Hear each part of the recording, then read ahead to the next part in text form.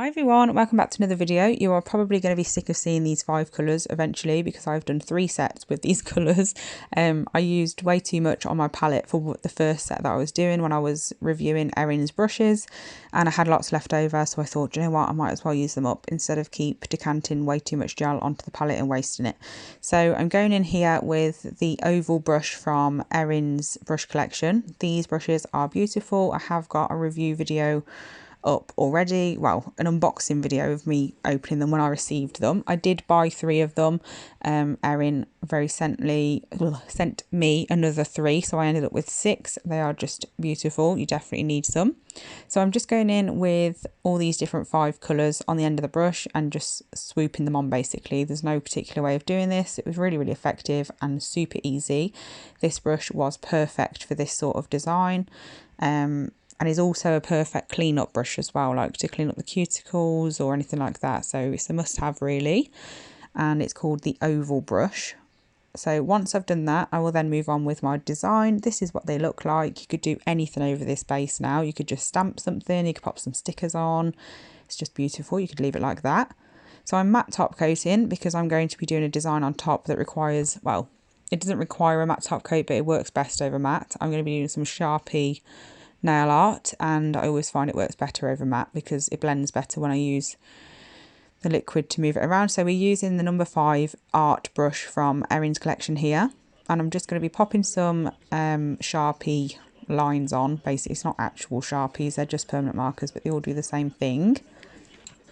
I do recommend doing 1 line at a time, and I did do that after this nail, especially with black, because it really sits on a matte top coat really well which is a good thing and a bad thing, but yeah, it was fine in the end anyway. It's all good. So here I am using acetone. It's not in frame, but that is what I'm using to move this around. Obviously, you need to bear in mind that you don't want to mess around too much with too much acetone, because if you leave it on the nail for too long wet, it will obviously start to melt the coats underneath, and you don't want that. So make sure to work with it as quick as possible and as little as possible. If you do apply a lot to the nail, just make sure to work with it quickly. Don't just let a big blob of it just sit on the nail for ages, because then you will end up melting what's underneath, because obviously that is what removes gel polish. So I'm just going in with this brush and acetone. Make sure to, inks and using Sharpies with acetone can ruin brushes because it's very drying, of course, so obviously bear that in mind. But I have this brush from Erin and the teeny one. The teeny one is probably more likely for me to use for thin nail art and stuff. This one for me is perfect for this sort of thing, using with Sharpies and ink. So I have basically set this brush aside to use just for that. I do recommend doing that because you can ruin them. But if that's all you're going to be using it for, then obviously it's not a huge problem. So that is what I'm doing here. So I'm just going around that black now and just basically making the outer parts of the black a little bit more blended out than the inner part. So you can't really see it on camera with black. I should have used a different colour really, but the inner, like, there's a really thin line that goes through the black, really thin. You can just about see it here.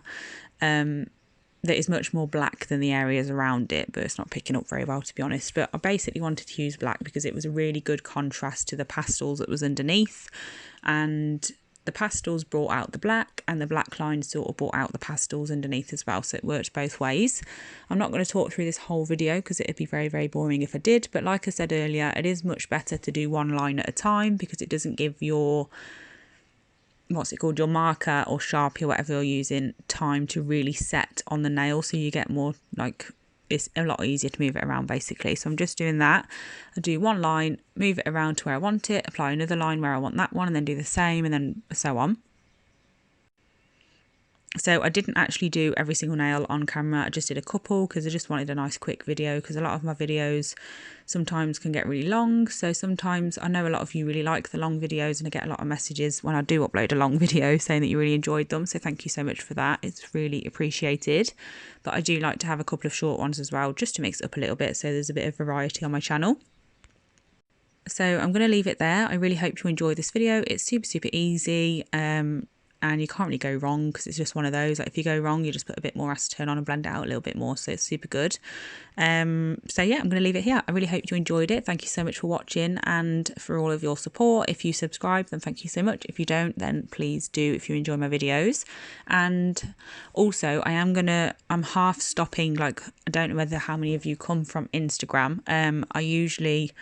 I got into a habit, I'm applying some platinum here as well from Gel Perfection with the Erin's favourite brush.